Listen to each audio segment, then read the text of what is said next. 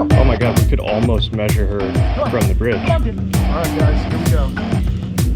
If you stand maybe 2 feet to this side of him, I can estimate, I think. So at this point, we're looking at, I would say, maybe just... Today it's simple, people. I want to measure my alligator. So today, how long is Snaggletooth? Gonna find out.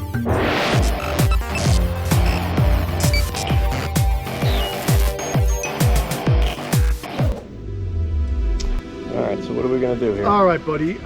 You know, since you're the bravest camera person I know, what I think the smartest thing to do is I've always wanted to know exactly how long he is. I keep saying he's about 12 foot, but I don't know for certain. So I really want to end the mystery as best we can today with our trusty tape measure. Thing is, I'm gonna have to get close enough to his snout, and that's a little disconcerting. You are gonna take the other side, but what's scary for you is I don't know where Dale is. So we got to find her before I feel comfortable with smart. You close to the water. So let's do that. Let's shut this. He thinks I'm getting close to the water. Yeah, there's plants there. I mean, it's pretty sketchy. Come on over here real quick. Let's see where she is, the lady. I'm gonna walk out over here. You can follow me if you wish. Of the large crocodiles. Okay, I see it. I believe that's her, right up by the bank over there. Do you see her? With her head up on the ground. Yeah, her head's yeah. up. That's her. Okay, so you should be fine. There's only 2 alligators. Well, you're walking backwards, buddy. Don't trip. Oh my gosh, you're brave. Brave man. See, that's what I get scared of, those cypress knots. Okay, you're gonna take this end. Go on the other side of the tree. So guys, it's been cool here in Florida. So the alligators aren't eating and they're spending a lot of time basking during the day.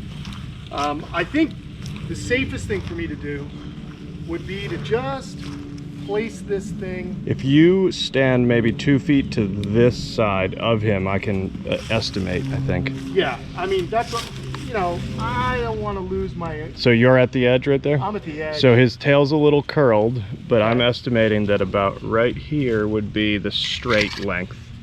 So that would be the edge of the tail right there. Let me just see here. Oh yeah, it's a little longer. Look at that. Got a curl. So at this point, we're looking at, this is 12 feet if it were dead straight. Okay. So if that is the front, I would say maybe just inches shy, but maybe if he straightened out, I would say. Inches shy of what? Of 12 feet, yeah. Wow. But it could be 12 feet if he straightened out. Really? Yeah, I mean, look at it. Look at this is 12 feet right at the tape measure. Amazing. So. Holy smokes, we have a 12. Hey, you know what? I just noticed there's a lot of water rippling here. Yep. Yeah, move up for a second. Oh, I can see Dale. She's right there. She's yep. right here. Look at this sneaky little girl. Look at that sneaky lady right there. There's Dale. Oh boy. Trying to take advantage of me in the water there. Yeah, but she just wants to know what's going on. It's so funny where Snaggletooth is just chilling out. Look at these two right here. Look how chill he is. He is amazing. We are literally holding a tape measure over his head. I know. Didn't flinch. I love this alligator though. This is a well-behaved boy. Now Dale, on the other hand, she is a little rapscallion, or she's a little moody. She always wants to know what's going on. That's because, believe it or not, she's kind of the boss here. She really patrols this place. She's making sure things are copacetic, that we're not bugging him. She's the only one allowed to bother Snaggletooth. Now, if he wanted to, he could give her a good licking, like beat her up, but she's got the spunk, and she's really the one that I've noticed kind of rules the roost in here. It's pretty cool to see, you know? So I just love the way she's watching us. Let's have a look. It's just so cool to see Snaggletooth in such a relaxed state. You go on ahead. But it's a good opportunity for us to really enjoy and share space with him. You can see his Snaggletooth's poking out right there. You can also make out the little ISOs, the integumentary sensory organs that are actually the little pores on his jaws, and those are his pressure receptors that he can actually feel difference in pressure in the water. So even in murky water like we've got, he'd be able to feel a fish swimming by him. But right now, all he cares about doing is warming himself up. So he's been basking a lot. The temps were very cold over the last few days. They were in the 40s, upper 30s at night.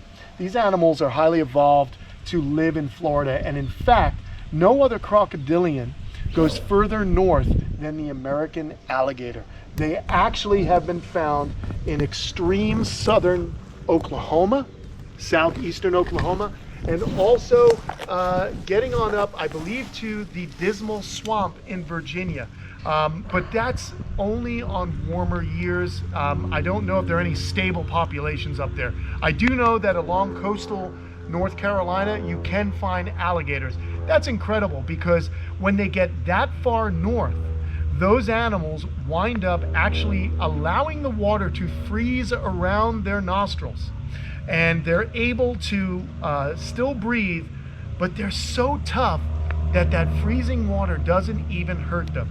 Albeit it doesn't stay that way for a long time, but they do hibernate a little bit higher up in latitude than they do down here in Florida. So we're gonna go ahead and move over and just see what she's doing. I wanna get another shot of him. Look at how he's just relaxing. So the sun is a little bit further south of us right now, okay, in the sky. So he's getting all that solar radiation on that beautiful black skin. Inside the skin, he's got osteoderms. They're free-floating bone. And those bones are filled with holes. Inside the holes are blood vessels. So he's actually using that suit of armor that he wears on his back, those osteoderms, and he's actually pumping blood through there. It's warming up and then getting pumped back around. The other cool thing about all crocodilians, caiman, gharial, crocodiles, alligators, is they share a common ancestor with our modern day birds, the archosaurs. And the archosaurs are also the line of reptiles that gave rise to the dinosaurs. So when you look at a crocodile, an animal that has been in this body plan since the Cretaceous period, okay?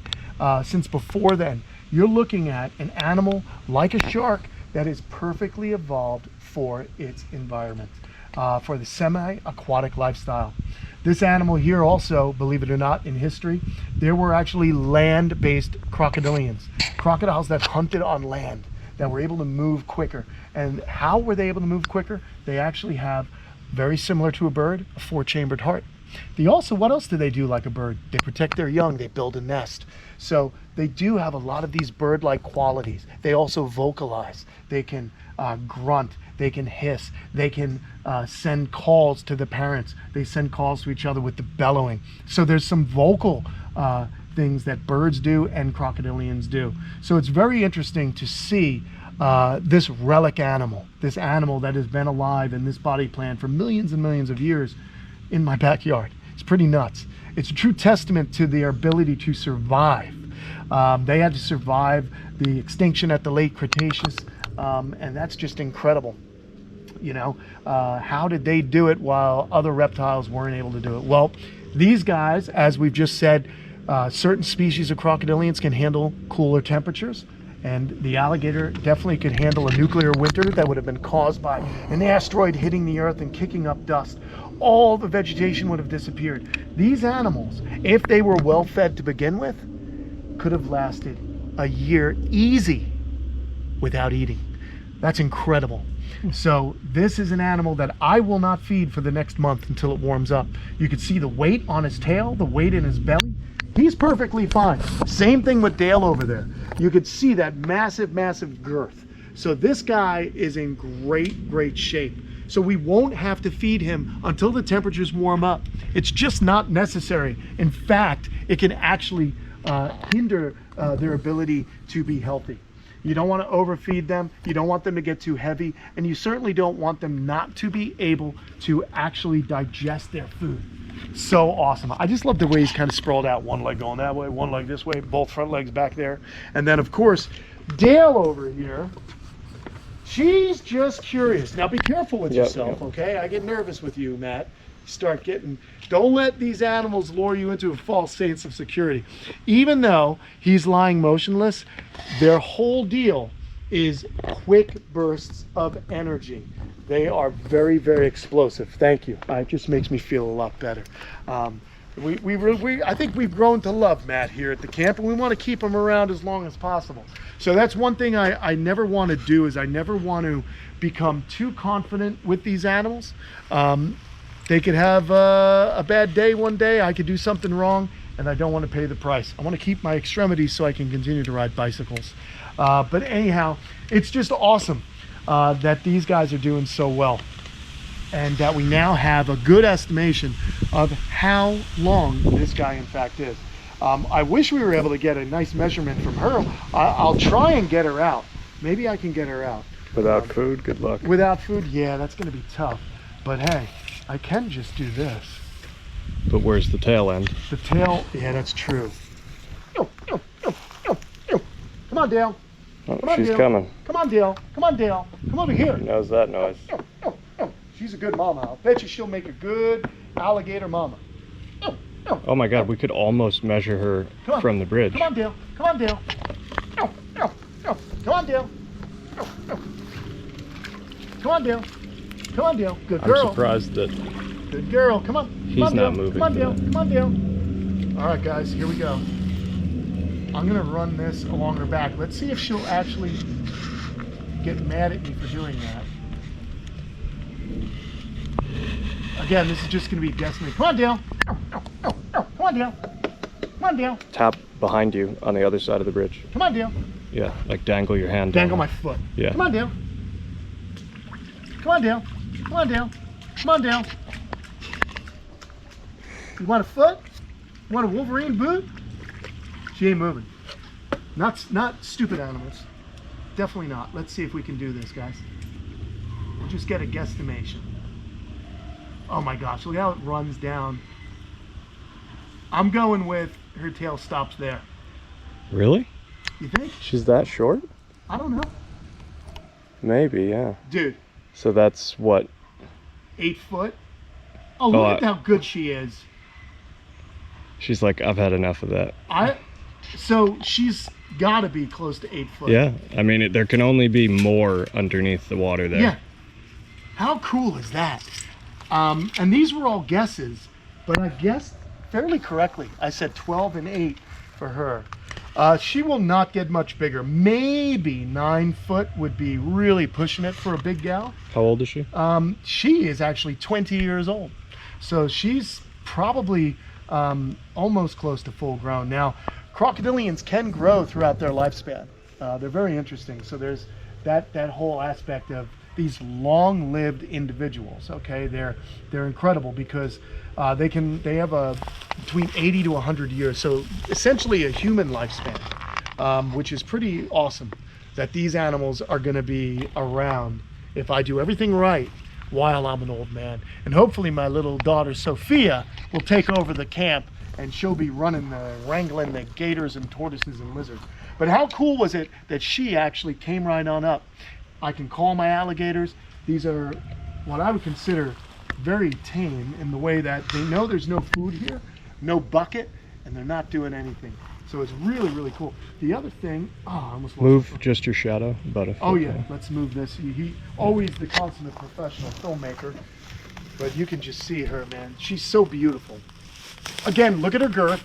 Look at the base of her tail, right behind her legs. These animals are very well fed, no issues, and it's just really incredible. And again, you know, I cannot mention these two without mentioning my friend Fred Grunwald. We're in Fred's Lagoon here at the camp. These two animals, and the caiman came from him. And if you are new to the channel, go back and watch some videos with myself and Fred. He was just a tremendous personality and wealth of information, and just a great guy. And the fact that we have these animals here, and I get to continue his passionate love affair of reptiles, of these two particular reptiles, makes me very happy. And shout out my friend Brooke Grunwald, his daughter, granddaughter rather, who was right there with her papa. She is just loves reptiles as well. She gets over here often as well. And also want to say congratulations to Brooke for her upcoming marriage. I'm sure your grandfather Fred would be really, really proud of you.